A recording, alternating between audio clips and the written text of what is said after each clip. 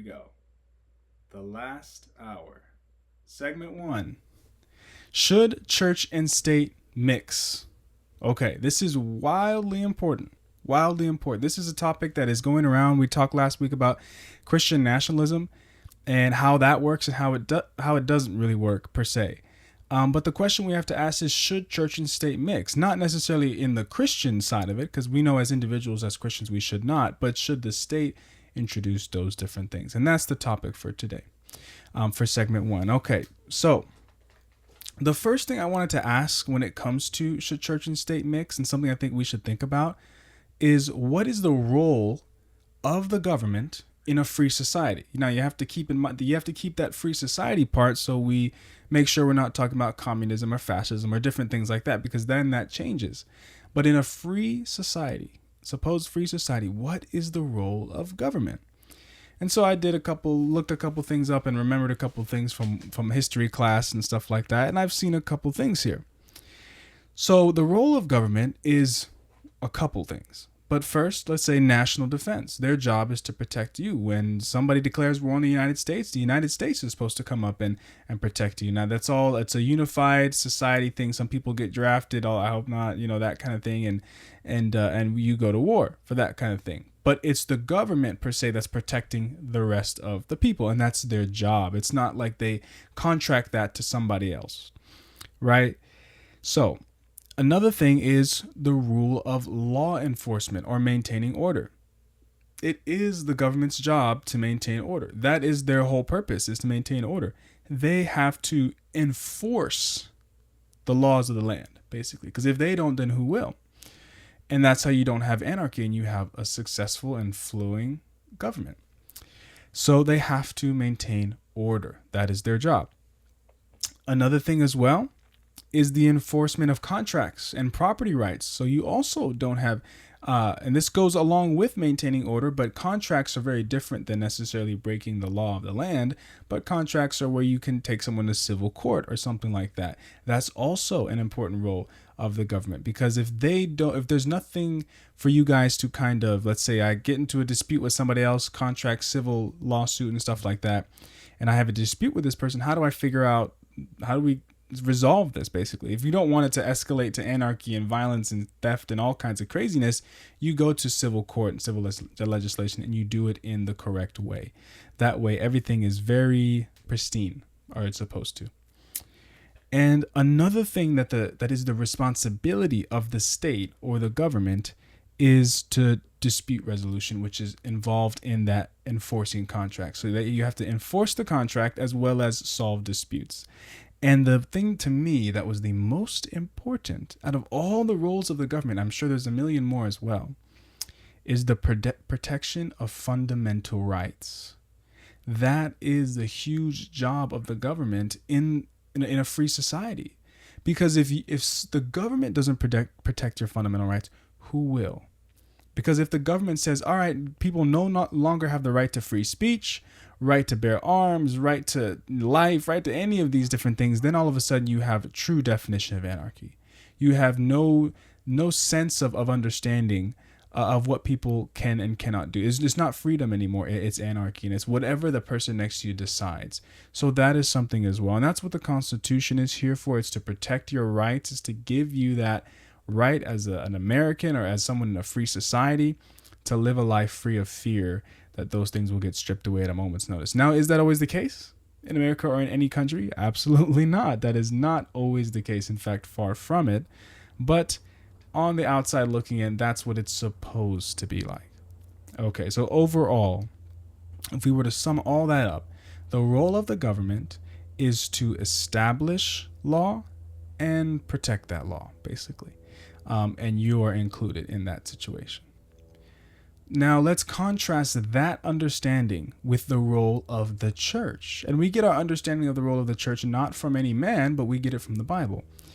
What is the role of the church? Okay. So one role of the church, of course, is corporate worship. It's for we all gather together and we worship in these institutions but through this institution, right? And by this institution, we are all coming together, and there's a whole structure for most institutions. And that's what they serve to do, to set up corporate worship, which is very important, of course. And the next thing kind of falls in line with this, which is fellowship. You come in to meet other people of your religion and denomination, and to know them, and to get to build friendships and community. That's also what church is for, and what the role of the church is. Another thing is teaching and instruction. They are intended to teach you not only about the Bible, about your God, but more literally instructing in morality. And in divine morality, spiritual morality, above the morality of whatever society decides morality is for that day, biblical morality. That is their intended purpose as the church. And this includes different doctrines, which absolutely shape your life as well. So they have a hand in these things. Now, you as an individual still have your own conscience to decide, okay, this church is this church is that, this is, whatever it may be. It's not that they enforce and imprint their ideologies into you without you having a say, but their position, their job necessarily is to teach, and it is to show instruction and doctrine. And it's up to you to decide which is right, and which is wrong. And another thing the church is meant to do is evangelism. They are very much intended to go and share, to go and spread the message. That's huge. To spread the message and make more people of their denomination. And of course, the last one is service, missionary work, service through everything, food pantries, whatever it may be. So how do these two institutions compare? I'm sure as we have gone through the different roles, you can tell that they are almost nothing alike.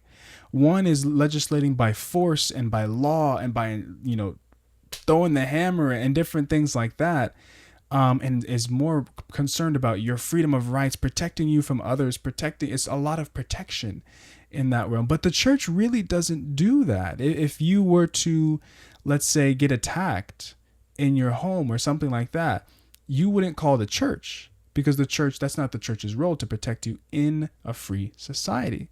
You would call the government, the police, whatever it may be, and their role is to protect you, because the church is not meant to show any sort of law enforcement, because we're not in a theocracy. That's not the role of government in a free society. I keep saying free society because I think that's the most important part. But before we keep it going further, I want to pull up a quote, because I want to keep this concept in mind of comparing the role of one versus the role of other. And as we do that, we can see if the roles can mix in any way.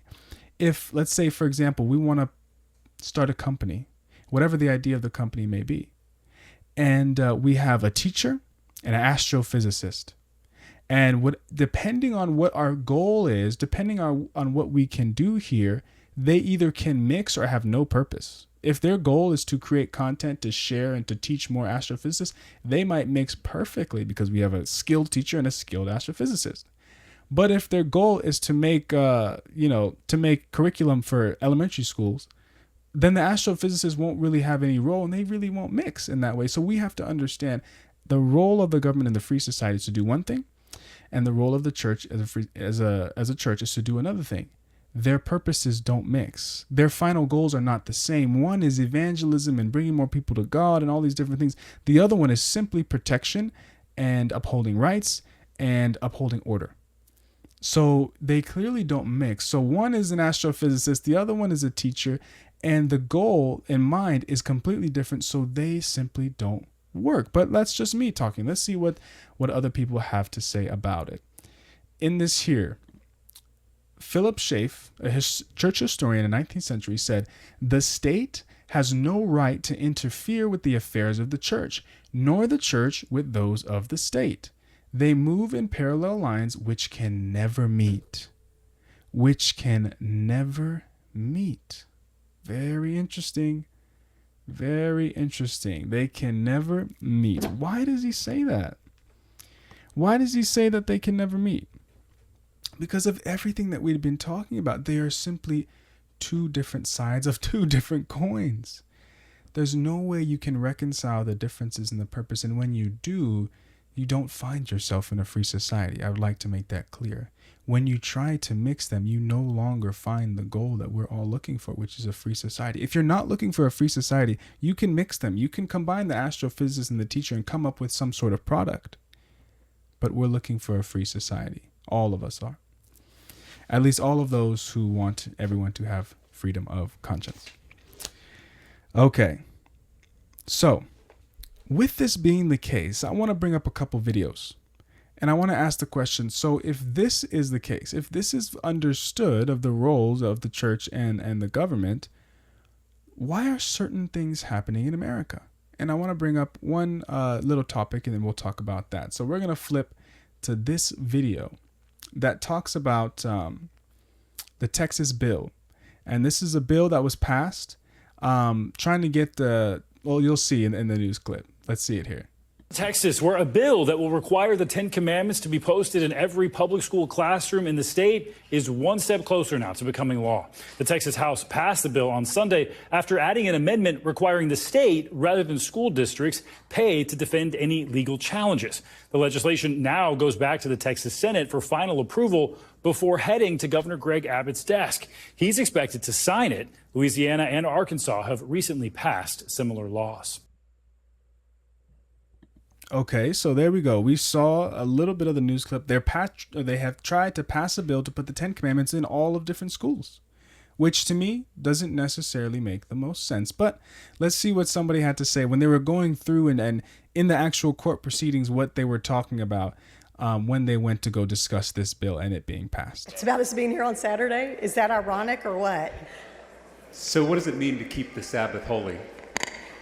Well, I think it's, you want to get into theology here? I'd love to, if you'd like to.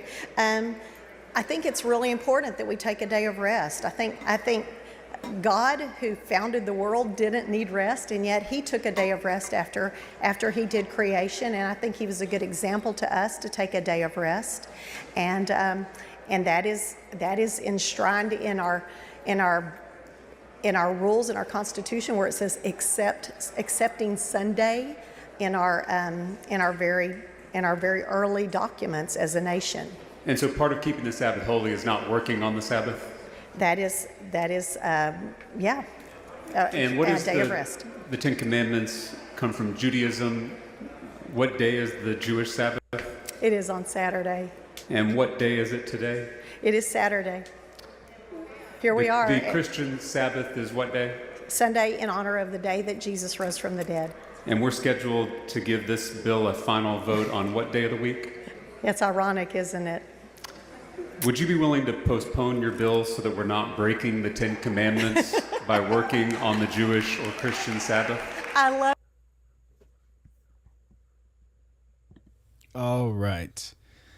So clearly, we can see there's some confusion even on the attempt to pass the bill. So confusion is the reason why things like this are happening. We've established the two different roles that they don't mix at all. And because they're two different and they have two different purposes. And the goal is the same, which is freedom of choice. And we see here with the Texas bill that they were trying to pass the 10 Commandment law in schools, but they're not even themselves keeping the 10 Commandment law. That is the contradiction of the church and the government, is the government does not respect the values of the church. And even those who are trying to pass the laws, trying to introduce this 10 Commandment law, trying to introduce the church into government or government organizations like public schools, they themselves don't even keep the 10 Commandment law. They themselves don't honor God. But even if they were, it wouldn't make any sense to mix the two, because if they did honor God, they would realize that's not the right thing. So to answer the question of why do these things happen? Confusion. Study your Bible, know the purposes of God, and then you'll see the difference. All right. If people knew God's mission, they would not be trying to pass this bill. If people understood what Jesus had spoke, they would not be trying to pass this bill. I mean, the Jews did not understand. His disciples did not understand. And that is why they try to continuously put him up on the pedestal and make him their earthly king. Now, to put him on the pedestal and make him your heavenly king, absolutely, that is what you're meant to do. But Jesus said one important thing in this verse here. Let's see. In this verse, in John 18, verse 36, it says, Jesus answered, my kingdom is not of this world.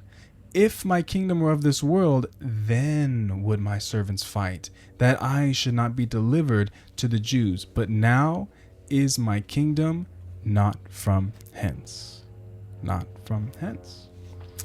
So, God has not once asked for this legislation. God has not once asked for his kingdom to be combined with the church. God has not asked for any of those different things. And yet his supposed servants are trying to fight. So now we can see here clearly that if you follow the teachings of Jesus, if you know Christ, then you know that they simply cannot mix. And Christ knew that himself, and that's why he taught that. So, the crux of the matter, in my opinion, is not necessarily that people want to support good values, people want to bring good things, and I understand that people want to support good values. But it's not the issue of, Ten Commandment law in the schools. That's, yeah, sure. I don't think that's correct. I don't think that's right because of this specific reason, the crux of the matter. You and I cannot force conversion. Is the Ten Commandment law on the the wall of the school, is that going to force a conversion? Is that going to bring someone to, against their will, choose Jesus? No.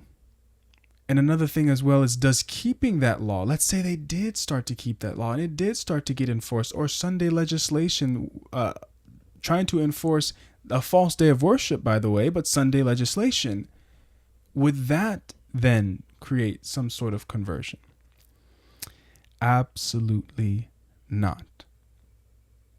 So what's the goal? That's my question. It's what's the point? Because if they were trying to put the Quran, different passages of the Quran that clash with the Bible, we would all be up in arms. But because it's Christian, all of a sudden people are for it. But that doesn't make any sense.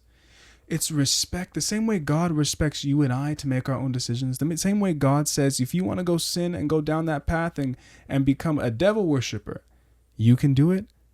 That's what we have to do. We have to be willing to allow people to choose, because God knows forced conversion is not conversion. So does combining the church and the state and seeking to legislate simply works without faith accomplish absolutely anything?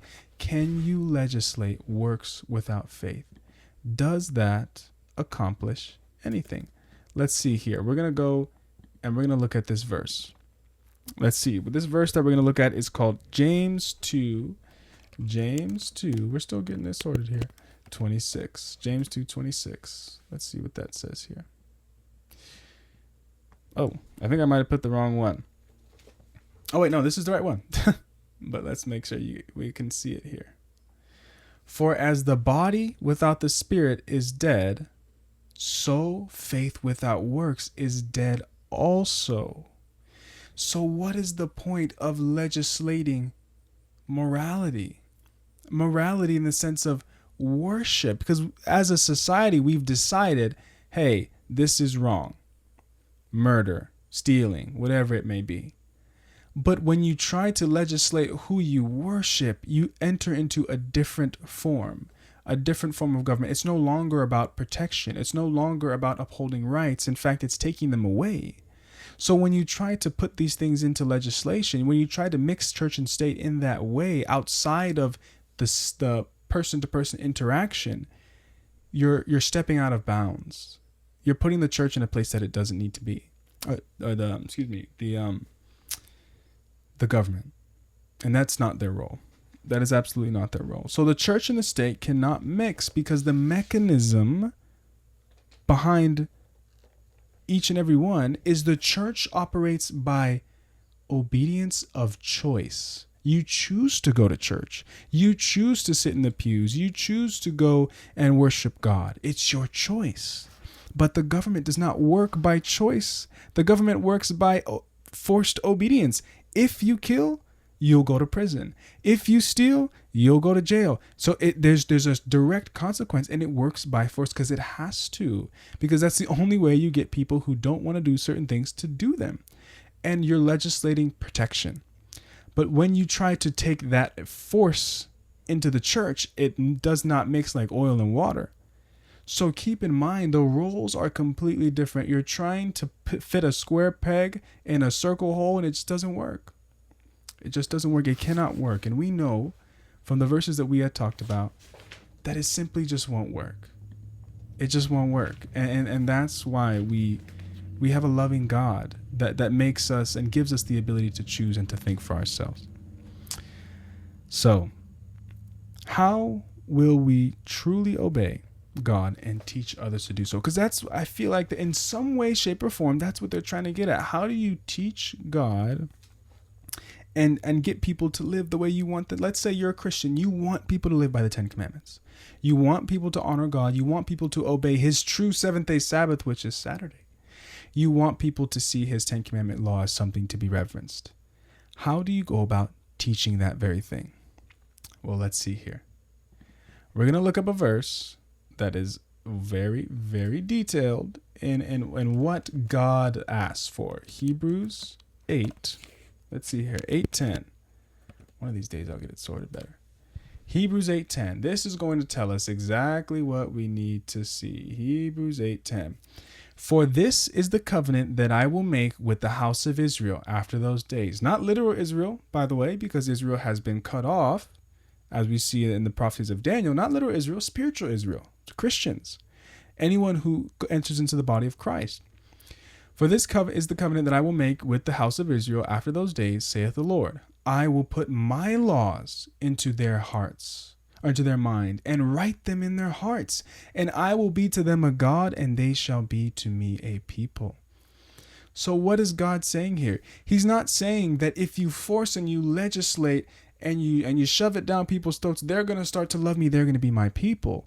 He's saying as they seek to come and to know me, I will write my law into their hearts. I will put it in their mind. They will do the things without you trying to force them, without me as God having to force them. That's what God does. So if we want people to live like God, if we want to live like Christ, if we want to know Christ, if we want to be like him, this is what we have to do. We have to give people the freedom to choose and wait for the time when they will open their hearts and the law will be written there, not in their classrooms. And as we end this segment, I want to just hear a quick word from one of our former presidents, because I think it details it very, very well. I think it gives us a perfect explanation, outside of what the Bible has done, even more perfection, of the roles of church and state and the harm that can happen when you try to mix them. Here we go. Let's watch this clip here. I believe in an America where the separation of church and state is absolute, where no Catholic prelate would tell the president, should he be Catholic, how to act, and no Protestant minister would tell his parishioners for whom to vote, where no church or church school is granted any public funds or political preference, and where no man is denied public office merely because his religion differs from the president who might appoint him or the people who might elect him. I believe in an America that is officially neither Catholic, Protestant, nor Jewish, where no public official either requests or accepts instructions on public policy from the Pope, the National Council of Churches, or any other ecclesiastical source, where no religious body seeks to impose its will, directly or indirectly, upon the general populace or the public acts of its officials, and where religious liberty is so indivisible that an act against one church is treated as an act against all.